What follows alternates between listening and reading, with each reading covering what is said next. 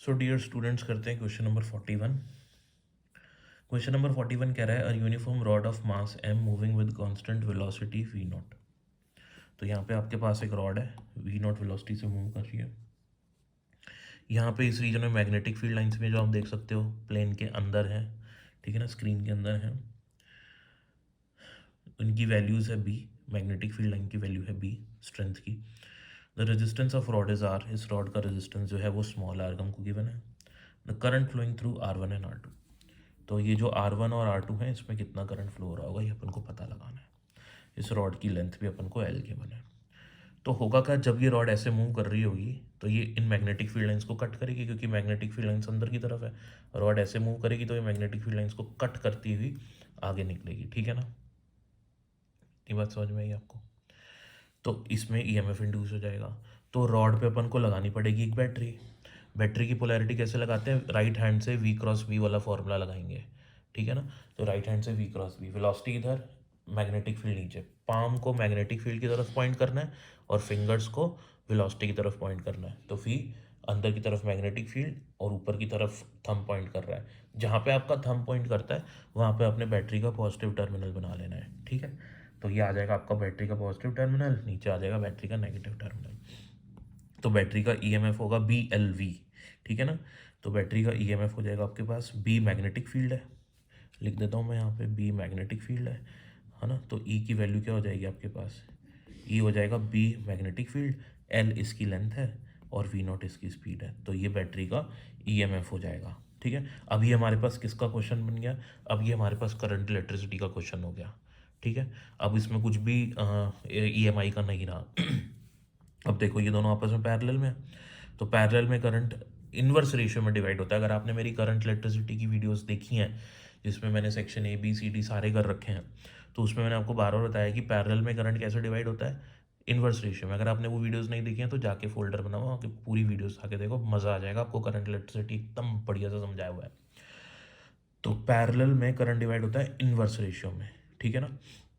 तो पहले total current निकाल लेते हैं। तो टोटल करंट होगा नेट EMF, तो नेट EMF है BLV नॉट, ये टोटल अपॉन टोटल रेजिस्टेंस। तो टोटल रेजिस्टेंस क्या, ये दोनों पैरेलल में हो गए 6 और 3, तो 6R और 3R आपका पैरेलल में है। तो इसका इक्वलेंट क्या होगा, 6R into 3R upon 6R plus 3R, ठीक है, दैट इज़ 9R। इसको सॉल्व करेंगे तो 2R आएगा। तो इन दोनों को मिला के अपन ने एक रजिस्टर बना लिया, ठीक है। मैं दोबारा से आपके लिए सर्किट डायग्राम भी बना देता हूँ। तो सर्किट डायग्राम आपका कुछ ऐसे बनेगा, ये आपकी E वोल्ट की बैटरी, ये इसका इंटरनल रेजिस्टेंस, और उन दोनों को जो इधर थी और जो इधर थी उन दोनों को अपन ने एक बना दिया। तो एक ही जगह बना लो, ये ऐसे बना लो, ठीक है। कितना आ रहा था, ये 2R था और ये स्मॉल r था। अब और इजी दिख रहा होगा, ये करंट है आपका यहाँ पे, ठीक है। तो I क्या हो जाएगा आपका, टोटल करंट चाहिए net EMF upon total resistance, तो टोटल रेजिस्टेंस 3R हो जाएगा। ये था BLV नॉट बाई 3R। तो ये आपका टोटल करंट हो जाएगा। आई बात समझ में। अब ये जो टोटल करंट होगा ना आपका, ये डिवाइड होगा फर्दर। कहाँ कहाँ डिवाइड होगा, कुछ इधर जाएगा कुछ इधर जाएगा। यही अपन को I1 I2 निकालने हैं। तो I1 कैसे लिखूंगा, I1 लिखूंगा, अगर इसमें करंट निकाल रहा हूँ तो लिखूंगा, फॉर्मूला बनेगा इसका total current multiply by R2 upon R1 plus R2। ऐसे ही I2 क्या बनेगा, I2 बनेगा total current R1 upon R1 plus R2। ये I2 का फॉर्मूला होगा, ठीक है ना। जब I2 निकालूंगा तो यहाँ R1 लिखूंगा, और जब I1 निकालूंगा तो यहाँ R2 लिखूंगा, बाकी सब कुछ ऐसे तैसे। तो R2 की वैल्यू क्या हो जाएगी, R2 पहले I की वैल्यू सब्स्टिट्यूट करिए, I की वैल्यू है R2 हो जाएगा आपका 3R, ठीक है ना। तो ये हो जाएगा आपका 3R R2 अपॉन में total R1 plus R2 that is 9R। Solve करेंगे BLV नॉट बाय आपका हो जाएगा ये कितना, 9R, BLV not bye 9R, ठीक है। ये I1 की वैल्यू आ गई। अब ऐसे ही हम लोग दूसरे में भी निकाल लेंगे। I2 के लिए सॉल्व कर लेते हैं। मैं यहाँ लिखता हूँ I2, इसको डिलीट कर देता हूँ, थोड़ी सी जगह बन जाएगी। तो I2 हो जाएगा मेरा